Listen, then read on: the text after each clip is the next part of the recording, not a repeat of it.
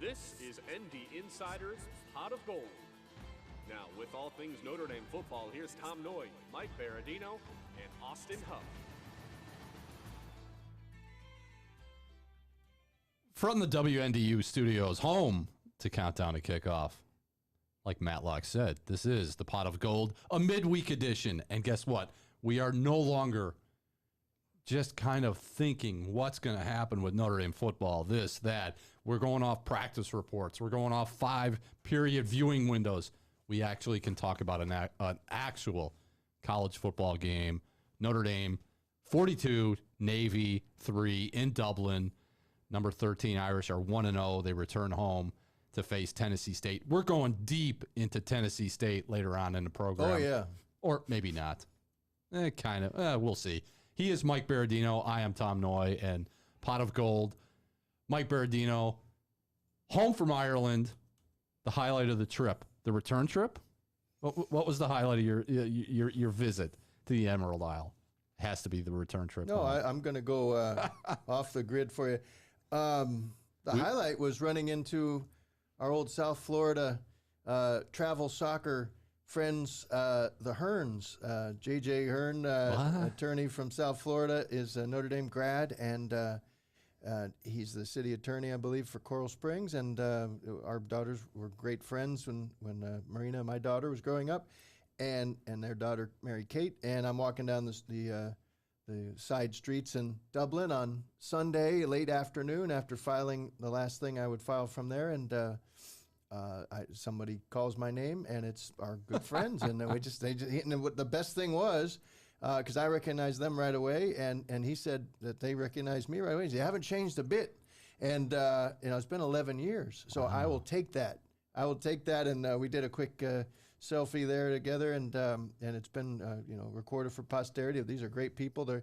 JJ's coming back up here, I believe, for the Ohio State game, and I hope to see him then. But that was the highlight, because this was, when there's 40,000 Americans on the ground there, and 32,000 of them, I guess, were Notre Dame centric, but it was like so much slanted toward Notre Dame, the whole thing, from the minute you got there.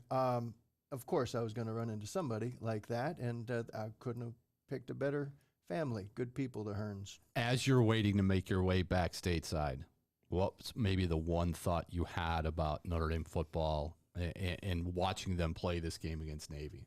Like what your first impression of Notre Dame football 2023? What would it be? You don't want me to answer that, pal. I'll tell you but that. We do want you to answer that. Well, you know how I wrote about it. I wrote about it from a pub there. So, and I did that, out of necessity. Necessity is the mother of invention. So, what I found was, it took a trip to Ireland and the power of Guinness to get Joe Montana back into the fold. I didn't score any time with Joe Montana, but certainly to see him on the screen in the fourth quarter, being interviewed, and then I guess palling around during a blowout with Ron Paulus on the sideline. There was a lot of fun on social media about that. What could Joe have been saying there, or vice versa? But it's nice to see him back in the fold. I think you know what he was saying. He was saying it's about time Brian Kelly's somewhere else in Notre Dame. Yeah, that's right. There's it's about time Brian Kelly's in LSU and no longer coaching Notre Dame. It could have got him back last year, but I think it was the perfect storm there with the whole Guinness thing.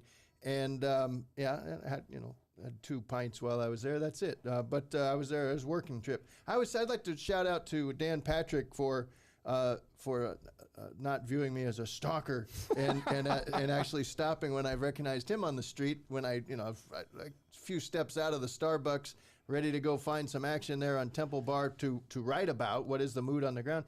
And there's Dan Patrick, and he was nice. He was already visiting with some Notre Dame folks on the side, just some random fans, and there were, again, so many. And then I asked for a couple minutes. He gave me 3 minutes of gold and gave me a chance to write about Will Ferrell in a scene-setting thing. And I didn't get to interact. Now, I have interviewed Will Ferrell before Ricky Bobby came out, before Talladega Nights. I think there was concern that film would not resonate with its NASCAR diehards out there. So some marketing genius there decided to put Will Ferrell in front of a bunch of sports writers in South Florida. And at the Sun Sentinel, I was one of those, and he couldn't have been nicer either. So this was a 3-minute interaction with Dan Patrick talking about Will Ferrell, and I thought it made the opening segment of that boots on the ground story, and there was a pie in the face, and you have to read it at ndinsider.com if you haven't yet. But that was the assignment, really this is outside of the box, and yes, Notre Dame has been there now 3 times in the last 25 years, 27 years. And it'll probably happen again if it doesn't happen. Rome, they're talking about, the Rome thing at some point would be nice. But Irish on the ground, Irish takeover, Irish invasion, all the things that happen there. Got, some videos up there on ND Insider, and the one that, to see the woman who runs the, Claire, I believe is her name, who runs the Notre Dame Club of New York City. She's co-director.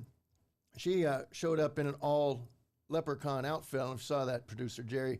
She was entirely in a leprechaun outfit. I'm getting choked up just thinking about it. And she was kind enough to do an on the street interview after the band and the pep rally. But the real takeaway is Johnny Murphy, and talking to Johnny Murphy, and he got right in my face and answered all my stupid questions. That video has done pretty well. Got more feedback from that, just interacting with the locals, an actual Irishman who knows basically nothing about American football, but was kind enough and classic to talk with me. That's the thing. I mean, we can talk to these folks here and hear football talk anytime we want. It's fun. The whole out of the fishbowl kind of thing, and worlds colliding. And I learned a little bit about rugby, too, when I was at the Kennedy's Pub, which is the home of the watch parties each week, Tom, for Notre Dame football, time permitting, because remember, they're 5 hours ahead. Yes. So anything at night, those even I was stunned to know that the pubs sometimes close supposedly as early as midnight. And so that kind of puts you in a bad spot if you want to have a watch party as Notre Dame folks abroad. Has the jet lag kicked in, or do you expect it to kick in for you? Because you had a lot of trouble trying to get back here to the United States. I did. I want to thank, I believe the fellow, his name was Amadeus. Rock me. Yep. Mozart is now number 2 on my all-time list of Amadeus power rankings. It's the guy who works for British Airways, because everyone else was very kind, the people you could get, but their chat bot, I'm not a fan of their online chat bot. Was useless, and real problem getting rebooked in any way with the call-in number. Of course, making any kind of call internationally is tricky, even with T-Mobile behind us. But couldn't get a human. T-Mobile. But even when you finally got a human, the whole thing. There were a lot of angry folks there at the Dublin airport. I'll tell you. All day on Monday. And you insist you weren't one of them. No, I was as calm as cannot could be. Believe I went that. all zen. I did. I don't believe you have zen in you. I went, yeah, I do. Oh, I do. And you know what? It's inspired me, Tom. I'm going to go and I was just meditating there. I was deep breathing, all those things you need to do. I did not have a single outburst in a day plus of travel heck. And, I think Amadeus, and I was making sure that I complimented the people for doing their best. In fact, I was in a spot where I was a peacemaker at one point. There was a very angry group, maybe from perhaps India, and they were upset with the customer service. And I have worked in customer service before, yes, the Indiana Toll Road. Yep. And so I had, and they do a great job over there. They taught me how My iPass doesn't work. Get this gate to go up. I can reset, your transponder like nobody's business. So we'll do that after the show. One of the things you learn about that is that you're getting people at their very worst, so you have to bring yourself up to their very best. And I kind of plugged into that the way Teresa Hendricks taught me, and I helped these. I was kind of like a go-between. I was an ambassador between British Airways, which was failing and flailing, and this angry family from India, and I calmed them down, and I said, Amadeus here is doing the best he can. He's doing the best he can. He's very good at this. It's not his fault. It's the system. And they said, oh, okay. And then eventually they were rebooked. And then I was rebooked, and I think it's because of the way I handled that. And I'm got telling you to the you, head of the line. I'm telling you, it's a new me. The new and improved Mike Berardino. That's a long roundabout way to answer whether or not the jet lag has kicked in, which you never did answer. I think I did with that answer. Oh, it's kicked in. So it's kicked in. It's going. All right, so Dublin scene aside, is Notre Dame that good or is Navy that bad? Here's the thing. Navy's sports information director is very well regarded, has gotten a lot of run here and does a fine job. Gotten a lot of run with a social media post here in the last day or so saying that, Scott Strassmeyer, the Navy SID. From Indiana. From Indiana, yes. Says that publicly endorsing that this is the best Notre Dame team he has seen. Of course, Navy sees them every year except that 2020 COVID year, since 2012. And what happened in 2012? Yeah, exactly. And so it started with a 50-10 win over Navy and ended with a nearly opposite result against Alabama. But he is he's pushed the chips, proverbial chips, behind Notre Dame, and just saying that from what he saw, that might be the best team Notre Dame's had since then. I don't know. They see Notre Dame once a year. Navy is in a coaching turnover after the long positive years of Ken Niumatalolo. How about that? Niumatalolo, and Coach Ken was great, and now this is Coach Beard and Coach Beard, and of course the guy from Kennesaw State was running the offense. Whatever, that's last week. But I think to answer your question, to be determined. That was a dream scenario for Notre Dame across the board. If you could just keep Gabriel Rubio from hurting his knee, everything else was just about perfect. Spencer Schrader missing a field goal, not a big deal. Yeah, but you'd still like to see that. He needs to get that going. But it's just lovely time for them all around. But we're not really going to be able to answer that question. Is Notre Dame that good until the Ohio State game? Not next week. We're not going to be able to answer it really till the Ohio State Not game. North Carolina State? Well, if they lose or they struggle, or if they play like that against North Carolina State. Oh, it's a tester. Yeah, no, I'm on record saying that's the trap game early, along with Duke after. As am I. That would be the trap game, North Carolina State at noon at Carter Finley Stadium in Raleigh, a week from Saturday. So yeah, we'll see. But we expected a lot from Sam Hartman. Did you expect that from Sam Hartman against Navy? 19 of 23, 251 yards, 4 touchdowns. It just looked like he and Jared Parker have worked together for years instead of months. That was a pretty good debut for Sam Hartman. I know he's a 24-year-old. I know he's a 6-year guy, but not to throw one pick, not to put the ball on the ground. It's a pretty good debut from number 10, right? Oh, yeah. Yeah, that's, a bigger day for Jared Parker that everything seemed to be, dialed up as though he had the cheat codes to what Notre Dame had left. Like, what did you write? That Notre Dame had left the game plan in the lobby or something? That Navy left its defensive game plan in the lobby of the hotel. That was a good line. Thank you. And that's how it would appear, at least from a distance in the Kennedy's pub. But I will say that Sam Hartman, I didn't expect him to throw that much, even that. I expected him to be efficient, but I didn't think he'd need to throw much. And they really didn't need to throw much.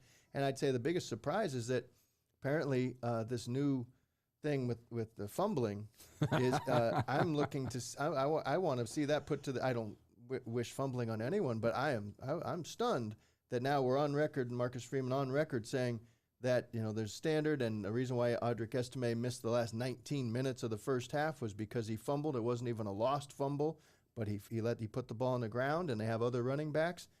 And he also mentioned that Sam Hartman. He said if it doesn't matter if it's Audric Estime or Sam Hartman, nobody is bigger than the program. Nobody's bigger it than doesn't the matter if it's Audric Estime or Sam Hartman. So we're not going to see much on Saturday as far as drama.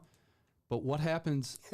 What happens if Sam Hartman's and Marcus Freeman mentioned it during his press conference on Monday? The way Sam Hartman, when he rolls out, he doesn't really protect the football. He's got it in one hand. He's kind of moving it around. What if he goes to drop back and it gets flushed from the pocket? He's running. It's going to be really hot, maybe in the 90s. Heat index closer to 100. What if the ball slips out of his hand? Yep.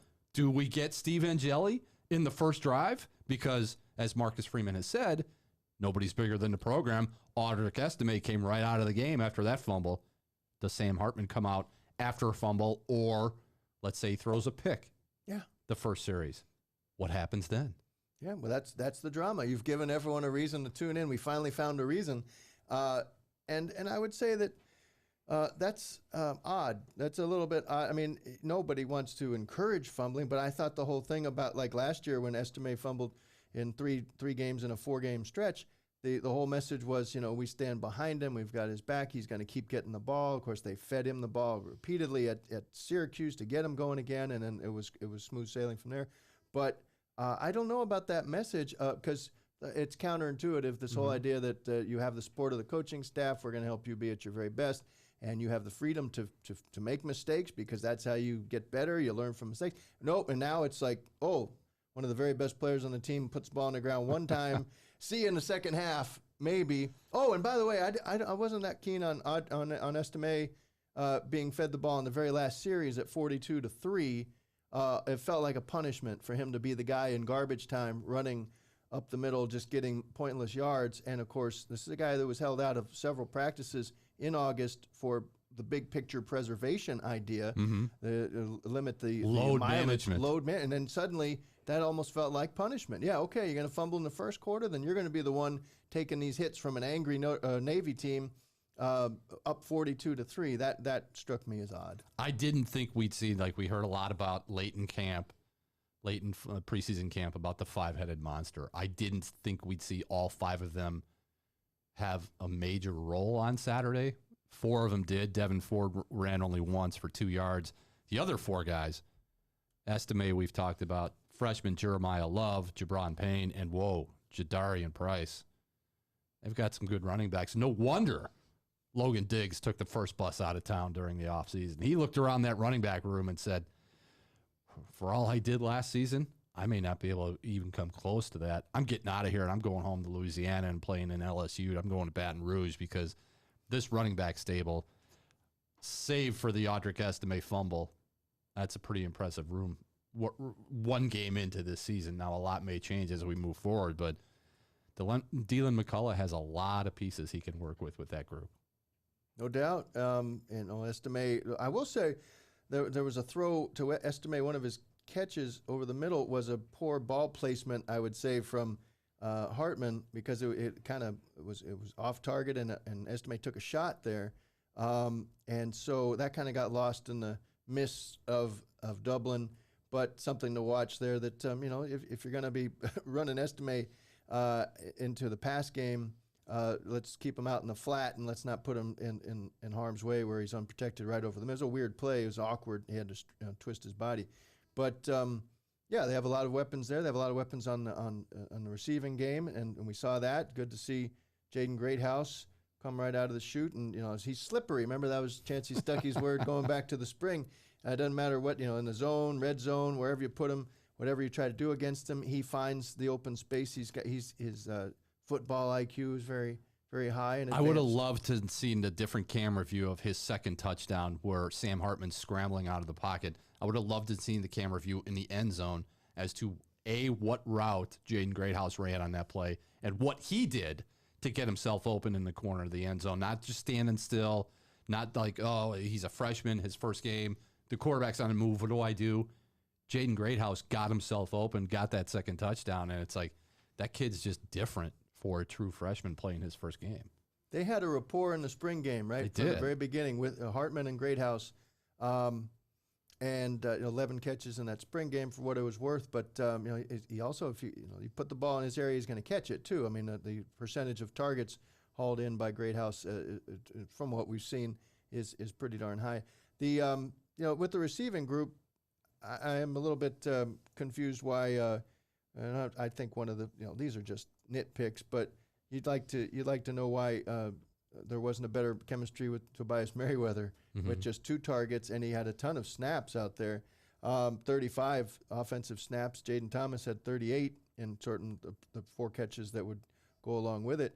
Greathouse is only out there for 8 snaps offensively and comes down with 3 catches, and of course Deion Colsey, who you spoke with, was out there for 7 snaps offensively and comes down with 3. So that was incredible that's efficiency. Pretty efficient. But 0 for 35 on Tobias and just 2 targets. Perhaps he was getting a little extra attention. I don't know, but something to watch moving forward because the whole narrative of the offseason was, Tobias is ready to explode here. He's ready to burst forward and had moments like that in open periods in fall. but not against Navy. Before we get out of here, the first segment, have to touch on the defense, being able to hold them to really 0 points. Like they get that token field goal at the end. Defensively, what stood out for you with Al Golden's group? The first 2 plays, when Navy's got the ball, and I tweeted, I said, first 2 plays, uh-oh. And then somebody tweeted me back after Navy hit a big gainer on the third play, uh-oh. And you thought it was going to be one of those funky games for the defense, but they kind of settled in. What caught your eye defensively from Notre Dame? Well, Al Golden talked about it in his availability that, and was really transparent about the fact that we love transparency. We expect that, well, we don't expect that, but when we have it, we have to appreciate it. Al Golden just said basically Notre Dame had prepared for a certain, quite a wide menu of plays and then formations, and they had never seen 2 fullbacks, I guess, in one formation, not just Fofana. And they had a second fullback. It wasn't a slot back, and those guys on the field had to solve the problem. He's talked about solving the problem on the grass, and there was actually grass there, and that's what they were able to do. There was a lot of in-game communication. That's where it really helped, as we've written that has that linebacker core, very experienced. There's nice, Kaiser and Bertrand. They're gonna solve the riddle in real time. But Maris Leofau, for that to be one of maybe his signature game after all this expectation and coming back from injury. Al Golden also mentioning that Leofau basically last year was never right physically, or at least they had to watch it with him coming off a very serious lower leg injury. Broken leg. He broke his leg in camp the previous year. Yeah. I mean, could have been career ending. So last year, where people were like, well, why isn't he more efficient? Well, maybe that was part of it, that he was still, not able to just risk everything, go sell out entirely when there was a play to be made, and now he seemed to be doing that. We have put a bow now officially on Notre Dame Navy. The Irish moved to 1-0, 42-3 over the midshipmen in Dublin, Ireland. We'll take a break, come back here on Pot of Gold, and deep dive. Mike Berardino has pages and pages of notes on Tennessee State. We'll get to that right after this. Back at the WNDU studios, home of Countdown to Kickoff, you'll be able to see Trisha Sloma, Chuck Freeby, and 2 knuckleheads from the South Bend Tribune. One of them who's still wearing his tie, Mike Berardino. Jerry Garcia. Yeah, same outfits, exact same outfits minus suit coats that you'll see on TV. Yeah, absolutely. How often does that happen? That's amazing. Yeah, I know, and especially since we taped that like 3 days ago, we're still wearing the same. We're still wearing the same clothes. Time's a 4th-dimensional concept. Just don't even try. Producer Jerry chiming in too. Sneak in every once in a while. Yeah, There might be sneak people in. here. Now you guys go back to football. All right, No, Who's Mizzou have this week? South Dakota Thursday. Ooh, watch out for the Jackrabbits. South Dakota State. Yeah. Not South Dakota State, just South Dakota. USD. Yes, just USD. Yeah. I have no clue what to expect. Yeah. Well, that makes 2 of us. Actually, makes 3 of us because we have absolutely no clue what to expect from Tennessee State. The only thing I know about Tennessee State is Eddie George is not suiting up. He is not going to run the football. The Heisman Trophy winner from Ohio State, who ran over Notre Dame the last time he played Notre Dame State in Notre Dame Stadium. So Eddie George is the coach of Tennessee State. Other than that, Mike Berardino, what do we know about the Tigers? Well, Marcus Freeman told us that they take the ball away and they don't turn it over, and that's a sign of a good team. So I guess they're a good team. They were 4-7 last year, that good team, and they lost at home to Southeast Missouri State 42-0. And I bring that up. That was last November. I bring that up because Southeast Missouri State this week is playing at Kansas State, and that game is not able to be wagered upon. There is no line. It's off the board. There's so many games like that, and this is Notre Dame, and Tennessee State is understandably one of those. But consider this, dear listeners, that a team that Tennessee State lost to 42-0 late in its season in 2022, just last year, is playing at Kansas State, which is excellent, Notre Dame quality, and that game is considered to be such a blowout in the making that you cannot wager on it, not even a line of 60 or anything like that. So transitive property tells me that, obviously, Notre Dame could name the score. What do we know about Tennessee State, individually? I just think that one of the markers of this would be that Eric George, Eddie's son, is a freshman, a true freshman, just got there, 6'2", 280-pound defensive end from Montgomery Bell Academy there. in Nashville, and wasn't incredibly well recruited despite the obvious great DNA. But they're expecting, Coach Eddie George expecting to put his son out there at Notre Dame Stadium at some point, and that's just a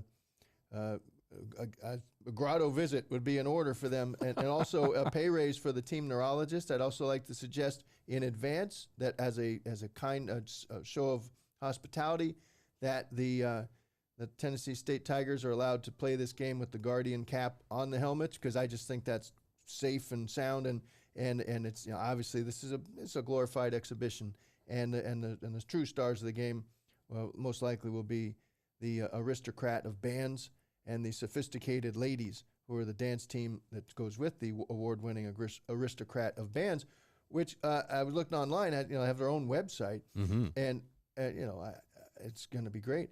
They actually performed on national television at halftime of a Bears-Rams game in 1955. So we're seeing something with 3/4 of a century of legacy, and that's cool. That's cool. But you just hope all everybody gets through it okay, and there's enough juice slices or orange slices to go around at the end. So why play this game? Well, it's a fine question. I mean, basically, you're coming rather than have a bye week, which would be the typical way that you would want to come off of something like the trip to Dublin, even with the Beats headphones that Sam Hartman gave everyone, even with the special first class sleep pod area that the starters got to be in. Did you get a sleep pod? Sleep pod? No sleep you pod. got a I had middle a middle seat, pal. Come I had on. a middle seat. You on the can't way get a back. middle seat. Who's your just travel happy. agent? I need to take over your travel arrearrangements. I'm my You own can't cha- get I a need middle to fire seat all the way myself. to London and then Oh no! on the way Dublin. there, I had. Well, on the way there, since you're travel geek, I had an aisle, but I did not look closely enough at the diagram. I had the aisle seat right next to one of the restrooms.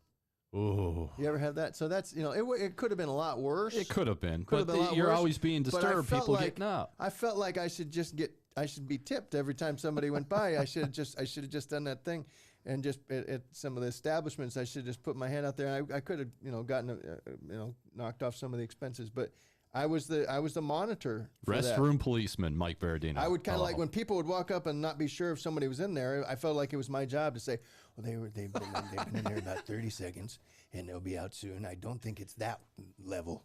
And then sometimes there'd be frustration there. So yeah, I was doing a lot of. I was outside of my element. But what was your question? Why play this game? Oh yeah, why play this game? Well, because they had a press conference. And everybody showed up for it about 15 months ago or something. And it sounded Was it that long ago? It was like Fernando was with us then. So and he wrote the story, and we wish him well. So that was Shout out that's Fernando how long Ramirez. that's how long ago it was. It was the Fernando period, and The Fernando, should we call it the Fernando era? Fernando era, and he was so excited about it that day. I think I can say. Like right up to the time the press conference was about to start, he was watching like Premier League soccer on his phone. He was so into that potential of attention. And then that was one where Jerome Bettis was there, of course, and he got up and asked one of the questions. And so it was just kind of a yuck fest at the time. It sounded like, okay, what could go wrong? And then it came out a little bit later that Notre Dame was going to give a representative a check of $1 million for the guarantee. Just to put that in perspective, because I'm sure our most savvy listeners know, but just this weekend, $1 million to Tennessee State for the visit up here is probably a little on the high end of what you would want to pay a school from an FCS program that's not going to help your case at all as far as data points. You hear a lot about Notre Dame because it's not in a conference, not having that 13th data point to impress the committee and get into a playoff. Well, this year there's 11 data points because they're not getting anything, no extra juice for this. But like with Central Michigan, which is on Notre Dame's schedule and will get $1.2 million to come here in a couple of weeks, when they play at Michigan State this week, it's $1.75 million for the visit. Auburn's paying UMass $1.95 million. Don Brown coached UMass, former Michigan defense coordinator. Michigan's paying East Carolina dangerous East Carolina, $1.8 million this week. And, that's in that range, 1.6, a lot of 1.6, 1.5s. It also strikes me, they call this week 1. This should be week 0. Forget the chronology of it. There's a lot of junky matchups, Tom. This is week 0 to me. It is. But it's week 2 for Notre Dame. Like everybody says it's week 1. I know. It's week 2 for the Irish. It throws They're everything 1-0. off. It throws everything off. You talk about data points and how this one's not going to matter. It really doesn't matter about data points this year for Notre Dame, because here are 3 data points that will matter for Notre Dame in the schedule. USC, Clemson, Ohio State. I know you're going to play Central Michigan. I know you're going to play Tennessee State. God knows what the ACC has, because it seems like we go through this every single year that Notre Dame has its ACC schedule. Watch out for these guys. Watch out for this. This could be a trap game. Why this team's going to be good. And then it turns out that Notre Dame just rolls over the ACC. So who knows what the ACC holds for the Irish? We'll get to that eventually. But as long as you have USC, Clemson, and Ohio State, all top 10 teams on your schedule, your data points at the end of the year are going to be pretty good. Oh, you'd have to think what it does, though, giving away, like playing a useless FCS team. It's a story. I'm not a useless school, a wonderful school, HBCU history. Richard Dent played there. Look at you Claude throwing Humphrey, out. Ed Too Tall Jones played there. None of those guys are going to be eligible this weekend. No Richard Dent, they're not no walking Too Tall through Jones. That door. Joe Gilliam, Broadway Joe Gilliam, not walking through that door. They're not walking through that small tunnel that they have to go out through at the end of Notre Dame Stadium. But I'm not suggesting that you would want to go out and say and schedule the next time you have an FCS, if there's a next time. You only have 12 guaranteed opportunities, so you could say 12 guaranteed potential data points.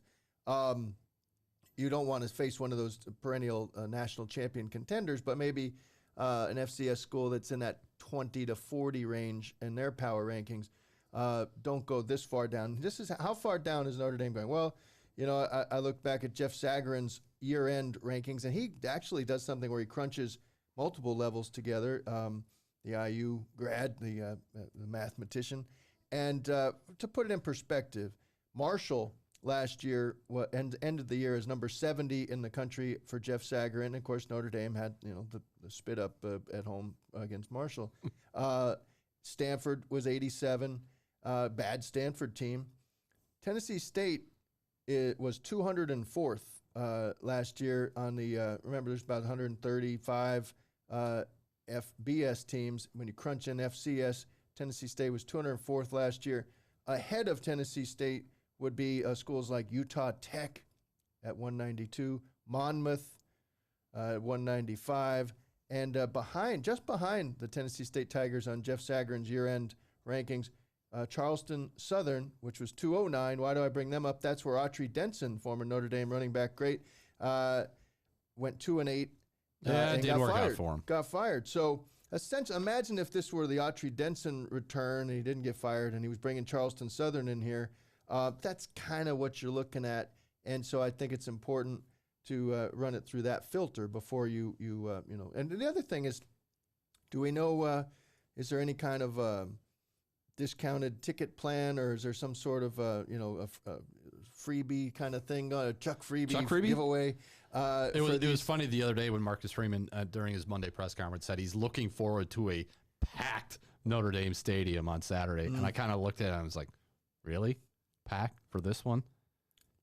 A sellout for Tennessee State on a hot Saturday afternoon. I know it's the first home game of the season, but I think that's going to be a tall task and a big ask of Notre Dame fans to turn around, especially all of them that went to Dublin, turn around, come back to South Bend, Indiana for this weekend, and basically watch, like you have said, a glorified scrimmage. So pack Notre Dame Stadium. I don't think they're packing Notre Dame Stadium until September 23rd. Yeah, but Central Michigan, even the same kind of, at least that's a MAC school, and the MAC can look what happened with Toledo. That was near disaster just 2 years ago at home. But no, it's 4-game run up to Ohio State. Just not exactly dress rehearsals in each case, but certainly not at NC State. That's not a dress rehearsal. But the schedule is it's an interesting approach to it, and quite different from last year, where the Notre Dame was still recovering psychologically from the loss, a very competitive loss at Ohio State. was still kind of stuck in that moment when Marshall came in and we saw what happened. Yeah, this will not be a Marshall repeat in any way, shape, or form. No, and I don't see any Marshall potential on the horizon, even with Central Michigan. That was a bad team as well. I believe a team picked to finish 4th this year in the MAC in its division. So it is kind of really if you're a Notre Dame, if you're parsing these reading the tea leaves, you're really watching what happens with Ohio State in the run-up to this. They're going to open as 30-point favorites at Indiana this week. And Kyle McCord is the starting quarterback, but apparently it's still something that's going to be reevaluated if necessary. It might be an or situation. Well, Kyle McCord's the guy, but they feel like when Ryan Day's saying flat out that that it was very, very close and they had to name somebody, but Devin Brown will play as well. So if you're Notre Dame, if you're inside the Goog, you're kind of hoping that thing just becomes a full-on quarterback battle because neither one is all that. It's pretty hard to follow what they've had there recently. Great reputations for both McCord and Brown, but untested. If you're inside the Goog and you're Marcus Freeman, what do you want to see this weekend from your team? No injuries. Get through it healthy. You want to see the usual things, but you also want to get some feet wet, some more feet wet, within the parameters of what you're planning with the 4 games for those who are already on the list to be expected as redshirts this year. And that list might include people like Braylon James, based on what we've seen and heard so far. So you're looking for, it was nice to see the backup offensive linemen get their feet wet. Remember last year, it was very hard to get backup offensive linemen into the game ever. You're thinking maybe Marshall, and then, not maybe Cal. No, not Cal. Yeah, couldn't do that. They were able to this week you can. Would you be stunned if Sam Hartman comes out for a series in the third quarter? Oh, yeah. Yeah, I mean, I'm not even sure he makes it to halftime. Really? If it goes, I think it's kind of depends. It's feeling like, a couple of defensive scores for Notre Dame in the offing. Maybe I feel like there'll be a punt return for a touchdown here for Chris Tyree. I think they're going to score in all 3 phases, and it's just a matter of padding the stats while not being rude to your visitors, and so you have to be hospitably dominant. And I think that people want to see the Angeli part, but I'll be interested to see how many series the second team offensive line, which against Navy involved Baker and Schrouth and Wagner, Ashton Craig and Kristofic. I'd like to see those guys all have a couple of series as well. These are the kinds of things you're going to want to see. You're going to want to see guys who are already on that list to not possibly make it past 4 games this year. That's not the plan unless just injury, rash of injuries. Those guys should get multiple series in this game. What's it all mean? Again, glorified scrimmage. It really is. I mean, it's going to be hot. It's going to be September, but it's really like we're back in April with the spring game. Without Tyler Buckner, of course. So... Yeah, I mean, you raised the point too about would we see Minchie even, and why not? Right. Why not? It doesn't all have to be how much. Basically, everybody who just wants to get the feet wet and have something positive happens and check a box here, get on the field at Notre Dame Stadium. This is their opportunity, it's a weird situation. It is. And if you're Eddie George, I mean, those butterflies are not about just about performance. It's about getting out of there healthy, but he's finding time to make personal appearances while he's in town, and he's going to give a little speech over it. Be on a panel, I think, at Mendoza. So he's finding ways he's done it in every aspect, but he's making time for that. Kind of tells you how he thinks it's going to go. All right, it's prediction time. What do you have? Tennessee State, Notre Dame Stadium on Saturday. Kickoff 3:30, an hour later than usually normal at 2:30. So 3:30 kick with the Irish, with the Tigers. A, can Notre Dame break 50? And B, can Tennessee State score? Mike Berardino, what do you have? Were you at that game with American Medical back in 1905? Did you cover that? I think Jerry was there. I think you were just Jerry was there. podcasting for American Medical. You wonder I'm so good at this. Right. American Medical came in here. A lot of people, thought maybe they could give them a run, and it was 142 to nothing. 142 to nothing. And then Notre Dame, Henry Maglou's group back, they only went 5-4 back in 1905 in the Bull Moose era. They come back the next week and they beat DePauw 71-0. So how about that? Back-to-back weeks, 200 really testing themselves there to nothing, and still lost 4 times that year. It's going to be more like what happened. Notre Dame could name the score. I don't think they're going to run it up. I don't think they'll. That's the tricky thing. You got Angeli out there. You want to throw it a little bit, but you don't want to be ridiculous. Right. Is he throwing when it's 50-0, 59-0? I think they'll keep it under 60. There's no way Tennessee's going to score, or Tennessee State scores. There's no way. I mean, I'm not sure they're going to get the ball across midfield. I don't think we're giving it. I think the Eddie George glitz, and that people who want this to seem like something worth paying to watch, they're going to keep mentioning Eddie George. But again, as we pointed out, neither Eddie George nor anybody from their proud history there, a place with 12 HBCU national championships, is coming on the field. It's a group. It's a program that's being rebuilt. They're in the middle of a multi-year rebuild. And what the other confusing thing I can't believe we made it this far not mentioning Deion Sanders.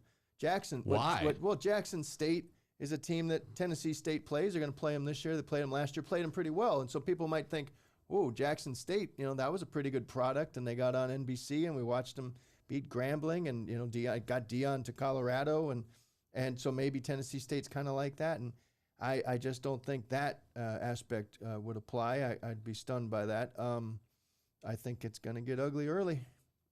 Final score. 59-0. No, I was not at the American Medical game, but I have been around this beat long enough to the point where I did cover a Notre Dame-Rutgers game when Rutgers was not Rutgers.